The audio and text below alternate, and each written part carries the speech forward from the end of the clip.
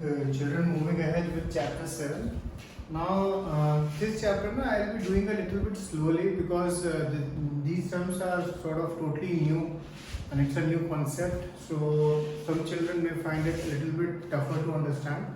So, we will be going in this chapter a little bit slowly. Okay.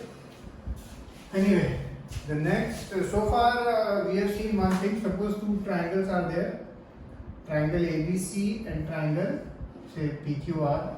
This is not a very good triangle, it looks like a circle, but anyway. And so far we know two methods. If they ask us to prove these two triangles to be congruent, one is SSS, in which all the three sides are given to us and we write it like this, or second method is SAS, side angle side, here the included angle, बीच वाला angle, वो चाहे ऐसा भी ले सकते हैं, ठीक है, कोई भी एंगल एंड ऊपर नीचे की साइड. एंड वंस हमने ट्रायंगल कॉन्ग्रुएंट प्रूव कर दिए तो उनके बचे हुए सारे पार्ट्स इक्वल हो जाते हैं, ठीक है. All the remaining parts are then deemed कि भाई बाकी सब चीजें इक्वल है. अगर हम एक साथ ये देखें, गिवन है आपको line L is perpendicular bisector of AB. अच्छा, परपेंडिकुलर बाइसेक्टर क्या करता है, एक सेकंड के लिए आपको ये समझाना चाहता हूँ. सपोज एक PQR है और हमें गिवन है PS is perpendicular bisector of QR. Perpendicular bisector दो काम करता है. नंबर वन, एक तो ये एंगल 90 करता है एंड नंबर टू सामने वाली साइड इक्वल करता है, यानी SQ इक्वल टू SR. तो it does two things. One thing, ये साइड सामने वाली साइड को इक्वल उसमें बाइसेक्ट करता है, ये एंगल 90 भी बनाता है. अगर कभी आपको गिवन हो PS परपेंडिकुलर टू QR, केवल क्या लिखा है, परपेंडिकुलर.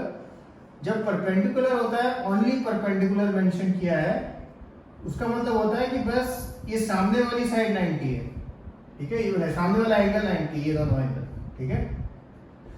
साइड के बारे में no information, QS equal to SR के बारे में कोई इन्फॉर्मेशन नहीं है, बट ये है अगर गिवन है आपको PS परपेंडिकुलर टू QR, और अगर परपेंडिकुलर बाइसेक्टर दिया है तो 90 भी होएगा एंड इक्वल भी होगा. एक चीज और, कई बार ये परपेंडिकुलर की जगह लिख सकते हैं PS is altitude to base QR. Altitude और परपेंडिकुलर सेम काम करते हैं कि सामने की बस 90 एंगल होता है, साइड के बारे में कोई इंफॉर्मेशन नहीं. अच्छा, अब एक और, सपोज तुम्हें दिया है PS इज द मीडियन, ठीक है, मीडियन दिया है. वर्ड क्या यूज किया उसने, मीडियन. मीडियन क्या करता है, वो सामने वाली साइड को इक्वल भाग में डिवाइड करता है, बट एंगल के बारे में कोई इंफॉर्मेशन नहीं है. So right now I have explained you three things. First is perpendicular bisector. जब भी क्वेश्चन में perpendicular bisector दिया है, तो जो वो perpendicular bisector है, सामने वाली साइड को इक्वल पार्ट्स एंड ये एंगल 90. अगर किसी क्वेश्चन में दिया है अल्टीट्यूड है या परपेंडिकुलर है, देन ओनली द एंगल 90 है. एंड लास्टली, अगर किसी क्वेश्चन में हमें दिया है कि ये मीडियन है, तो एंगल के बारे में no information, but just QS is equal to SR. Okay. Anyway, moving ahead now, we will come to this, back to this term. L is perpendicular bisector of AB. Perpendicular bisector है, therefore इसका मतलब हमें क्या है, एक तो AC equal to CB given है हमें, ठीक है, and ये एंगल 90, ये सपोज 1 और 2 लिखा मैंने, एंगल 1 और एंगल 2 भी 90. ये दो चीजें आपको sort of given. आपको शो करना लिखा है P is equidistant from A and B. P is equidistant from A and B, यानी आपको प्रूव करना है PA equal to PB. किसी तरह आपको प्रूव करना है PA equal to PB, ये आपका काम है. तो कई बारी, जैसे मैंने लास्ट क्लास में डिस्कस किया था, कई बारी वो जैसे ये जो कंडीशन करने के लिए बोलता है, बेसिकली वो चाहता है कि आप कोई दो ट्रायंगल कॉन्ग्रुएंट प्रूफ कर दो, और जब दो ट्रायंगल हमें मालूम है कॉन्ग्रुएंट प्रूफ हो जाते हैं तो उनके बचे हुए सारे पार्ट्स क्या हो जाते हैं, इक्वल. तो अगर हमने किसी तरह ये triangle PCB and triangle PCA, PCB and PCA को कॉन्ग्रुएंट शो कर दिया तो हमारा काम हो जाएगा। तो अब हम क्या करते हैं, यहाँ साइड में रफ में कहीं भी ये दो छोटी फिगर बनाते हैं, PCB PCA, ठीक है, PCB और PCA। और फिर चेक करते हैं क्वेश्चन में क्या गिवन है।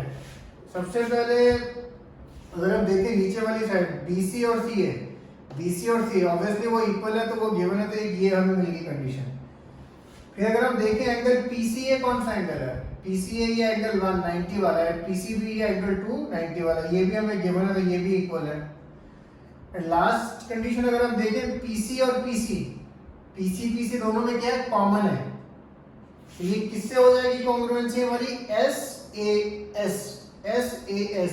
ये हम इसलिए बनाते हैं रफ में छोटा सा कि हमें मालूम चले कौन सी कॉन्ग्रुएंसी। अभी हम आगे 2-3 कॉन्ग्रुएंसी और देखेंगे तो उनमें कंफ्यूजन नहीं हो, तो अगर आप ऐसी छोटी सी फिगर साइड में रफ में कहीं भी बनाए तो आपको आइडिया लग जाता है। तो अब ये तीनों कंडीशन अब लिखना जरूरी है। आप लिखेंगे PC equal to PC common, angle PCA equal to angle PCB, ये गिवन था हमें बिकॉज ये परपेंडिकुलर बाइसेक्टर है। Similarly AC equal to CB भी आपको गिवन है। Therefore triangle PCB congruent to triangle PCA by SAS। ये कंडीशन का नाम लिखना बहुत जरूरी है। Therefore आप लिख सकते हैं फिर, क्योंकि ये ट्राइंगल कॉन्ग्रुएंट है तो इनके बचे हुए सारे पार्ट्स यानी PB और PA इक्वल होंगे, ये वाला एंगल और ये वाला एंगल इक्वल होगा, और ये वाला एंगल और ये वाला एंगल भी इक्वल होगा।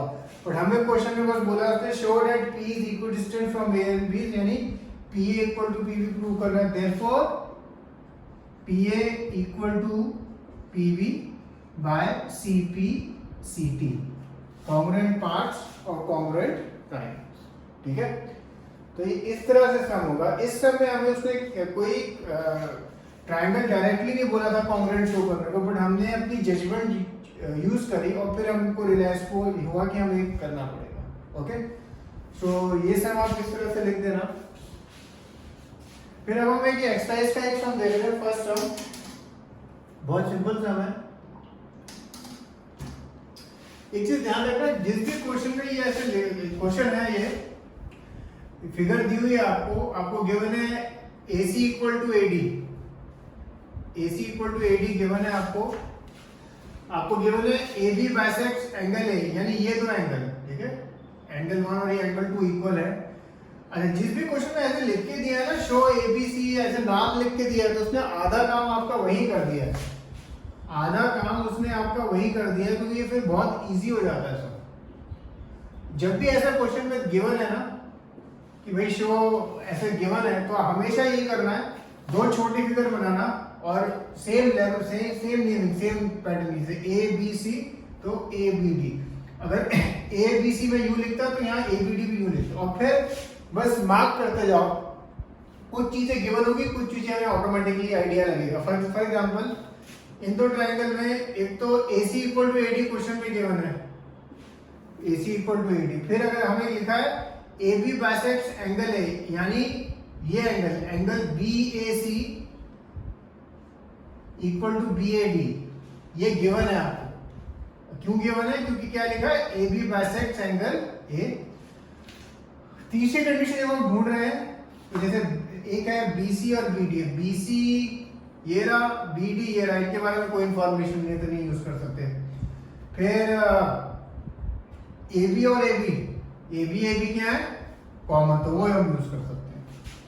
देयरफॉर बाय तीनों कंडीशन अब आप लिखेंगे जैसे यहां लिखी थी, देयरफॉर बाय SAS आप फिर ये शो कर सकते हैं ABC कॉन्ग्रुएंट टू ABD। फिर लास्ट में उसने एक क्वेश्चन और पूछा है, ये हम फर्स्ट क्वेश्चन कर रहे हैं एक्सरसाइज 7.1 का। What can you say about BC and BD? BC और BD के बारे में आप क्या कह सकते हो, वो कह रहा है। तो अगर हमने ये दोनों ट्रायंगल कॉन्ग्रुएंट शो कर दी तो सारे बचे हुए पार्ट्स क्या हो जाते हैं, इक्वल। देयरफॉर आप बस लिखेंगे therefore BC will be equal to BD by CP CT। Okay, तो इस तरह से ये सब हो जाएगा। तो ये अभी हमने दोनों सम देखे और ये दोनों सम हमने SAS से किए। फिलहाल एक लास्ट सम हम और देख रहे हैं, क्वेश्चन नंबर 2 एक्सरसाइज का।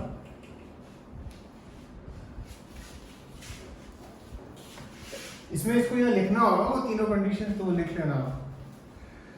क्वेश्चन नंबर 2 में लिखा है ABCD is a quadrilateral in which AD equal to BC, angle DAB equal to angle CBA। Prove, पहला उसमें लिखा है ABD कॉन्ग्रुएंट टू BAC, फिर सेकंड लिखा है BD इक्वल टू AC और थर्ड लिखा है angle ABD equal to angle BAC।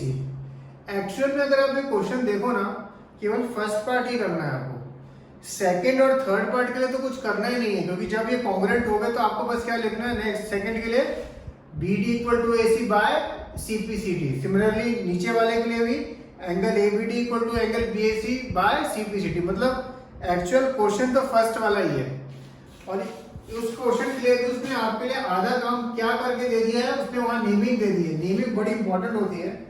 जैसे ट्रायंगल ABD बोला से कॉन्ग्रुएंट टू BAC, तो ऐसे ही करना लिखना, ठीक है। उसने बोला प्रूव करो triangle ABD congruent to triangle BAC। जब उसने बोला तो वैसे ही पैटर्न में ABD BAC। अब बस एक एक करके चेक करते जाओ। ऑब्वियसली AB और फिगर देखो AB कॉमन है दोनों में। फिर AD equal to BC given है, AD equal to BC given है आपको। फिर एक चीज और गिवन है एंगल DAB यानी ये वाला angle equal to angle CBA। लो सब कुछ गिवन है, तो जस्ट 3 कंडीशंस लिखेंगे, देयरफॉर बाय, और ये कौन सा हो रहा है SAS, by SAS triangle this congruent to triangle this. और फिर उसने पूछा है प्रूव करने, बोला BD इक्वल टू AC। तो यहाँ हम देखते हैं कि अगर ये ट्रायंगल कॉन्ग्रुएंट हो गए BD और AC इन्हीं के 5 है, therefore BD equal to AC by CPCD। Similarly उसने और चीज और बोली prove angle ABD equal to angle BAC, वो भी क्योंकि ये ट्रायंगल हमें कॉन्ग्रुएंट प्रूव करते हैं, therefore angle ABD equal to angle BAC by CPCD। Okay, ये है question number 2। So finish till here. Okay, cheers.